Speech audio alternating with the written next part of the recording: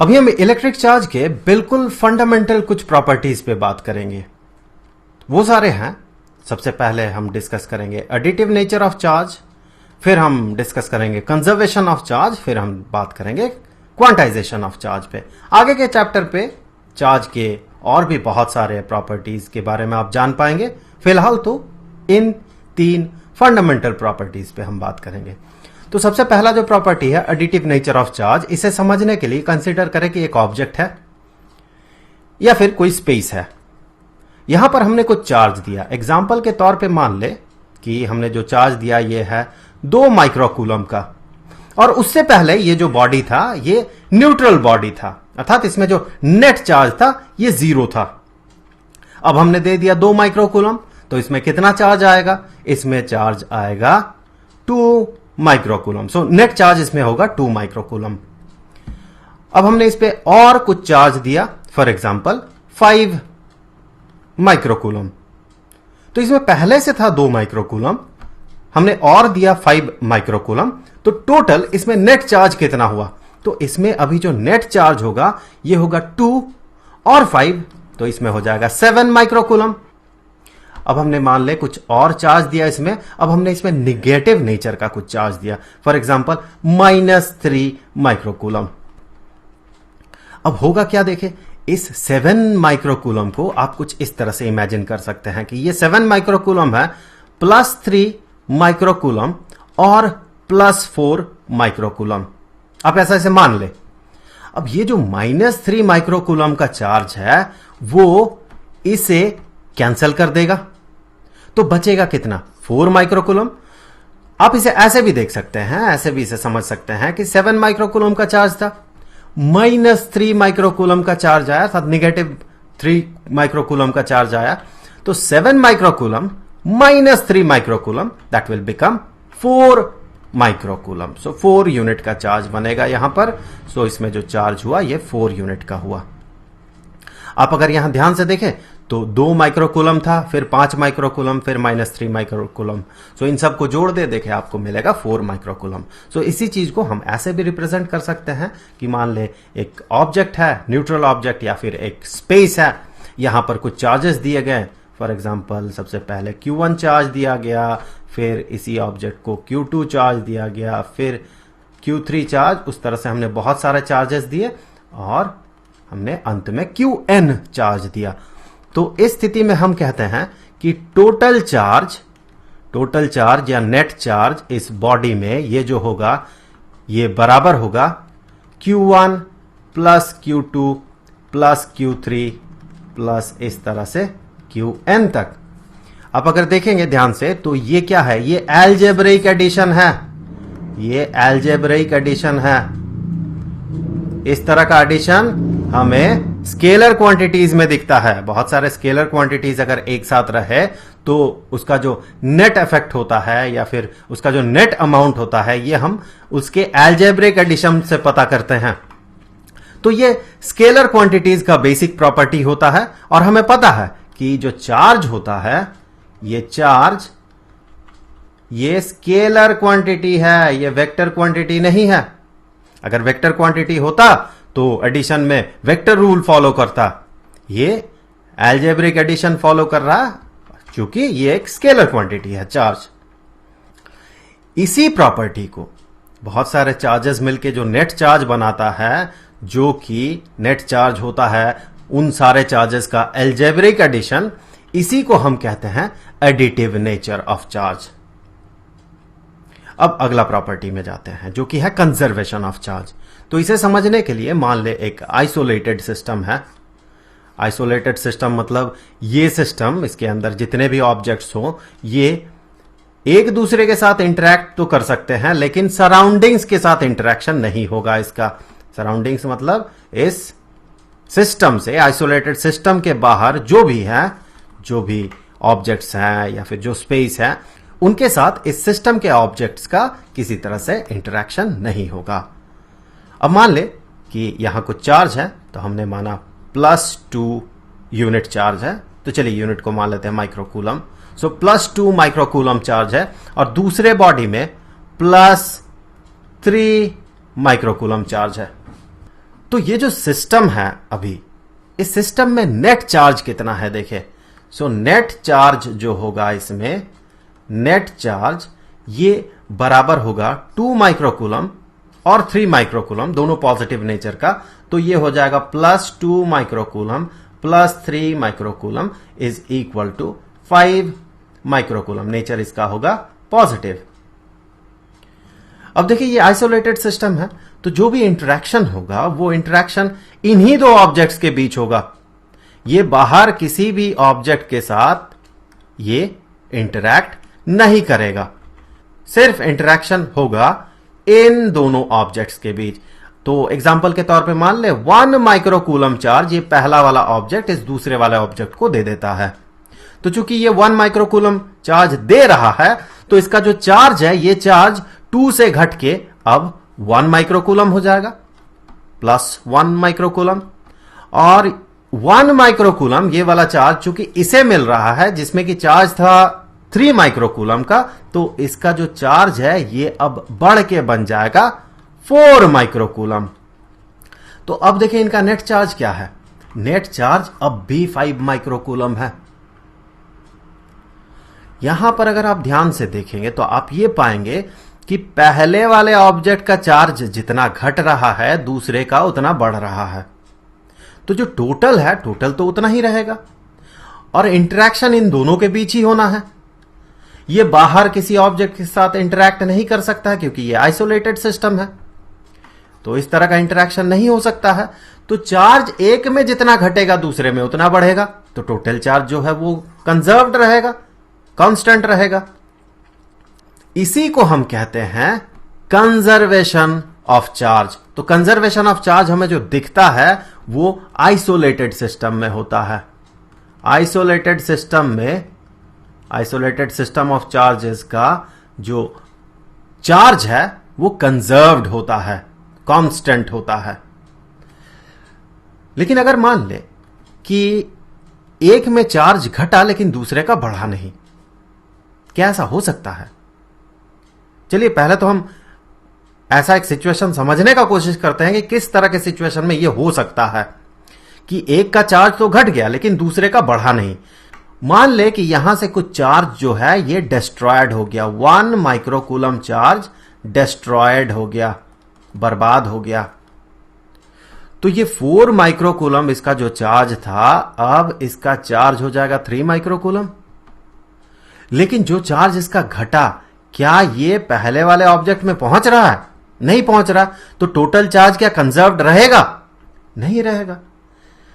तो अगर चार्ज किसी स्पेस में डिस्ट्रॉयड हो या क्रिएटेड हो तो फिर नेट चार्ज जो है वो कंजर्व्ड नहीं रहेगा। लेकिन चार्ज इस तरह से क्रिएटेड या डिस्ट्रॉयड नहीं होता है। वैसे ये स्टेटमेंट आप सुनेंगे, बहुत जगह पे सुनेंगे कि चार्ज ना तो क्रिएटेड हो सकता है ना ही डिस्ट्रॉयड हो सकता है, ना तो कोई चार्ज को बना सकता है ना ही डिस्ट्रॉय कर सकता है। ये स्टेटमेंट पूरी तरह से सही नहीं है। ऐसा पाया गया है कि किसी स्पेस में, मान ले इस स्पेस में किसी एक पॉइंट में, किसी एक पॉइंट ऑफ टाइम में कुछ चार्ज अपने आप क्रिएट हो जाता है। मान ले कि +q चार्ज क्रिएट हो गया, लेकिन साथ ही साथ इस पॉइंट से अगर +q चार्ज क्रिएट होगा तो उसी पॉइंट ऑफ टाइम में यहां से क्रिएट होगा -q चार्ज। उसी तरह से अगर किसी पॉइंट में, किसी स्पेस में, किसी पॉइंट में, किसी पॉइंट ऑफ टाइम में मान ले कि यहां पर कुछ चार्ज +q1 चार्ज ये डिस्ट्रॉयड हो गया। ये डिस्ट्रॉयड तभी हो सकता है जब ये इंटरैक्ट करे नेगेटिव उतना ही चार्ज के साथ। सो इन दोनों का इंटरैक्शन अगर हो, दोनों सेम अमाउंट ऑफ चार्ज के, तो एक अगर डिस्ट्रॉयड होगा तो शर्त यही है कि दूसरे को भी डिस्ट्रॉयड होना है। तो अगर नेट चार्ज की बात करें, किसी स्पेस में अगर न्यूट्रल स्पेस है, वो न्यूट्रल ऑब्जेक्ट है, वहां से अगर इतना चार्ज क्रिएटेड होता है +q और -q, तो नेट चार्ज तो 0 ही रहेगा। कहीं अगर पॉजिटिव q1 चार्ज डिस्ट्रॉयड होता है, साथ ही साथ नेगेटिव q1 चार्ज डिस्ट्रॉयड होता है, तो नेट चार्ज तो उतना ही रहेगा। सो नेट चार्ज में कोई फर्क नहीं पड़ेगा, चाहे चार्ज क्रिएटेड हो या डिस्ट्रॉयड हो। तो हम कह सकते हैं कि आइसोलेटेड सिस्टम में नेट चार्ज कंजर्व्ड होता है। नेट चार्ज ये कंजर्व्ड होता है। अब आते हैं तीसरे प्रॉपर्टी पे। ये जो तीसरा प्रॉपर्टी है जो कि है क्वांटाइजेशन ऑफ चार्ज। तो इसे समझने के लिए हमें यह समझना होगा कि हम जो चार्जेस की बात करते हैं उसका बेस कहां पर है, कहां से वो चार्जेस क्रिएट होता है। देखिए, इस यूनिवर्स में जितने भी ऑब्जेक्ट्स हैं सारे मॉलिक्यूल से बने हुए होते हैं और सारे मॉलिक्यूल्स एटम से बने हुए होते हैं और एटम्स बने हुए होते हैं प्रोटॉन, इलेक्ट्रॉन और न्यूट्रॉन से।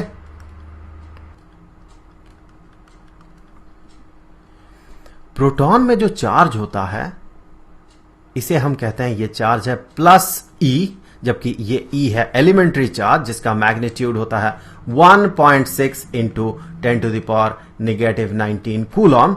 सो इसे हम कह सकते हैं plus 1.6 into 10 to the power negative 19 coulomb. और इलेक्ट्रॉन में जो चार्ज होता है ये होता है नेगेटिव ई, तो ये चार्ज है negative 1.6 into 10 to the power negative 19 coulomb. और न्यूट्रॉन में जो चार्ज होता है ये होता है 0, ये न्यूट्रल नेचर का होता है। अब एटम में हमें पता है जितने प्रोटॉन्स होते हैं उतने ही इलेक्ट्रॉन्स होते हैं। मान ले कि ऑक्सीजन का एटम हम कंसीडर कर रहे हैं, तो यहां इसके न्यूक्लियस में 8 प्रोटॉन्स होते हैं, तो इसमें जो चार्ज होता है ये होता है प्लस 8e। एक प्रोटॉन में 1e, तो 8 प्रोटॉन्स में प्लस 8e। और इसके चारों तरफ रिवॉल्व करते हैं कुछ इलेक्ट्रॉन्स। कितने इलेक्ट्रॉन्स? उतने ही इलेक्ट्रॉन्स जितने की प्रोटॉन है इसके न्यूक्लियस में। सो 8 इलेक्ट्रॉन्स अगर रिवॉल्व करे तो इसमें जो चार्ज होगा ड्यू टू इलेक्ट्रॉन्स ये होगा नेगेटिव 8e। तो टोटल चार्ज अगर देखें इस एटम में तो टोटल चार्ज होगा 0, नेट चार्ज 0। हम इसे चार्ज कैसे कर सकते हैं? अगर मान ले कि यहां से कुछ इलेक्ट्रॉन बाहर चला जाता है, एक इलेक्ट्रॉन एग्जांपल के तौर पे मान ले, तो अब इलेक्ट्रॉन के कारण इसमें जो चार्ज होगा, कितने इलेक्ट्रॉन है देखें, इलेक्ट्रॉन्स तो 7 हैं, तो टोटल नेगेटिव चार्ज होगा नेगेटिव 7e। ये बाहर चला गया एक इलेक्ट्रॉन और इसमें पॉजिटिव चार्ज है 8e, तो यहां पर एक प्रोटॉन एक्स्ट्रा हो गया, एक प्रोटॉन एक्स्ट्रा हो गया या 1e चार्ज एक्स्ट्रा हो गया, तो इसमें नेट चार्ज कितना होगा? नेट चार्ज होगा प्लस 1e। तो एक इलेक्ट्रॉन बाहर चला गया तो इसमें चार्ज हो गया प्लस 1e। उसी तरह से अगर मान ले हम इसमें एक इलेक्ट्रॉन बढ़ा रहे हैं, कहीं से एक इलेक्ट्रॉन यहां पर आ गया, इसके कारण अब इसके पास जो नंबर ऑफ इलेक्ट्रॉन्स है वो एक ज्यादा है। सो 9e, नेगेटिव 9e, और इसमें कितना पॉजिटिव चार्ज है? Plus 8e।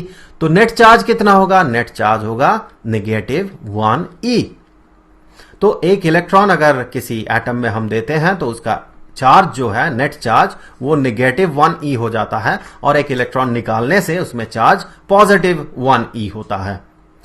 सो इस तरह से जो एटम्स है वो चार्ज्ड अप होते हैं और उस तरह के सिचुएशन में हम उसे एटम नहीं कहते हैं बल्कि आयन कहते हैं। अगर वो पॉजिटिवली चार्ज्ड है तो उसे पॉजिटिव आयन, और अगर नेगेटिवली चार्ज्ड है तो उसे हम नेगेटिव आयन कहते हैं।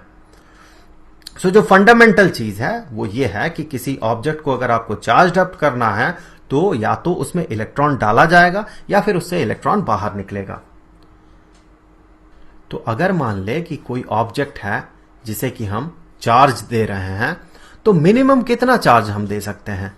हम उसमें एक इलेक्ट्रॉन डाल सकते हैं। तो जैसे ही हम उसमें एक इलेक्ट्रॉन डालेंगे तो उसमें नेट चार्ज कितना होगा? Negative 1e। अगर ये इससे पहले न्यूट्रल था तो अब हमने क्या किया? और एक इलेक्ट्रॉन डाल दिया, तो इसमें कितना चार्ज हो गया? Negative 2e। अब हमने इसमें और एक इलेक्ट्रॉन डाल दिया तो इसमें कितना चार्ज हो गया? Negative 3e। इस तरह से नेगेटिव 4e हो सकता है, नेगेटिव 5e हो सकता है, -6e हो सकता है। अब हमने क्या किया? इसे फिर से बना दिया न्यूट्रल बॉडी। तो ये फिर से हो गया न्यूट्रल, इसमें अब कोई नेट चार्ज नहीं है और हम क्या कर रहे हैं, इससे कुछ इलेक्ट्रॉन बाहर निकाल रहे हैं। तो एक इलेक्ट्रॉन बाहर निकल गया। सो इसमें कितना चार्ज आ गया, एक इलेक्ट्रॉन बाहर निकला तो +1e क्योंकि एक प्रोटॉन एक्स्ट्रा हो गया इस सिस्टम में।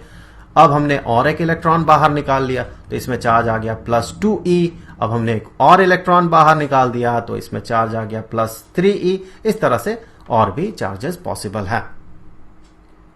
जीरो भी पॉसिबल है अगर ये न्यूट्रल रहे ये बॉडी। तो किसी तरह से क्या आप 2.5e बना सकते हैं?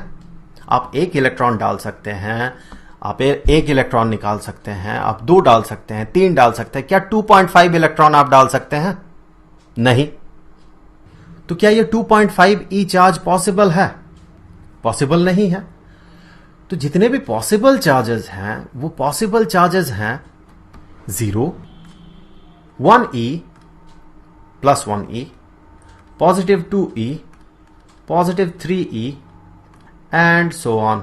इसी तरह से -1e भी पॉसिबल है, -2e भी पॉसिबल है और -3e। इस तरह से और भी चार्जेस पॉसिबल है। लेकिन इस तरह का चार्जेस पॉसिबल नहीं है। 2.5e या फिर 9.7e ये सारे पॉसिबल नहीं है। तो हम जनरल टर्म में ये कह सकते हैं कि जो पॉसिबल चार्जेस है इस यूनिवर्स में वो इस फॉर्म में हो सकता है Ne। यहां पर E एलिमेंट्री चार्ज है और N क्या है?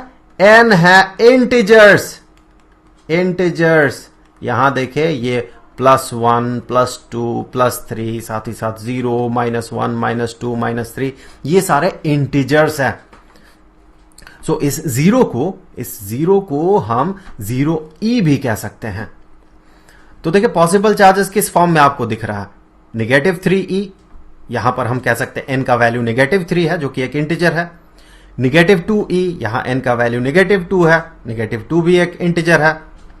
इस केस में n का वैल्यू -1, इस केस में n का वैल्यू 0, इस केस में 1, इस केस में 2, इस केस में 3 एंड सो ऑन।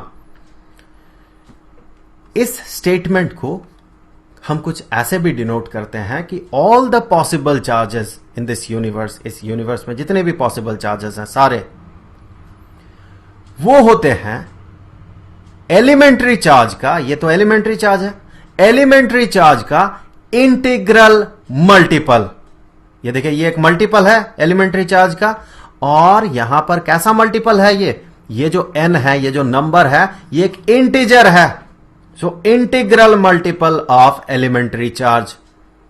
सारे पॉसिबल चार्जेस इस यूनिवर्स के इसी फॉर्म में होते हैं। तो यहां पर हमें यह स्टेटमेंट भी देखने को मिलता है कि मिनिमम पॉसिबल चार्ज इस यूनिवर्स में मिनिमम पॉसिबल चार्ज जो है वो है E, या तो +E या फिर -E। यहां पर मैं आपको बता दूं ये स्टेटमेंट सही नहीं है, ये पूरी तरह से सही नहीं है कि minimum possible charge elementary charge होता है। जबकि हम एलिमेंट्री चार्ज उस चार्ज को कहते हैं जो कि एक प्रोटॉन के पास होता है या फिर एक इलेक्ट्रॉन के पास होता है। यह पाया गया है कि क्वार्क्स में जो चार्ज होते हैं वो एलिमेंट्री चार्ज से अर्थात इलेक्ट्रॉन या प्रोटॉन में जो चार्ज होता है उससे कम चार्ज होता है। सो क्वार्क्स दो तरह के होते हैं, एक तो अप क्वार्क्स होते हैं और दूसरे डाउन क्वार्क्स होते हैं। तो अप क्वार्क्स में जो चार्ज होता है ये होता है पॉजिटिव 2/3 अर्थात 2/3 ऑफ E और डाउन क्वार्क्स में जो चार्ज होता है ये होता है नेगेटिव 1/3 ऑफ E। तो ये स्टेटमेंट कि एलिमेंट्री चार्ज जो कि इलेक्ट्रॉन या प्रोटॉन के पास होता है वो इस यूनिवर्स में सबसे कम पॉसिबल चार्ज है, ये स्टेटमेंट गलत है। मिनिमम चार्ज अब तक के हमारे नॉलेज के हिसाब से यह पाया जाता है क्वार्क्स में। अप क्वार्क्स में इतना चार्ज और डाउन क्वार्क्स में इतना चार्ज। लेकिन डे टू डे लाइफ में जनरली हम जिस तरह के चार्जेस के साथ डील करते हैं वहां पर क्वार्क्स का कोई पार्टिसिपेशन नहीं होता है। वो या तो इलेक्ट्रॉन के ज्यादा होने के कारण या फिर प्रोटॉन्स के ज्यादा होने के कारण वो अपीयर करता है। तो इसीलिए सारे ऑब्जर्वेबल चार्जेस हमें कुछ ऐसे दिखते हैं जैसे कि वो integral multiple of elementary charge है। ये था क्वांटाइजेशन ऑफ चार्ज।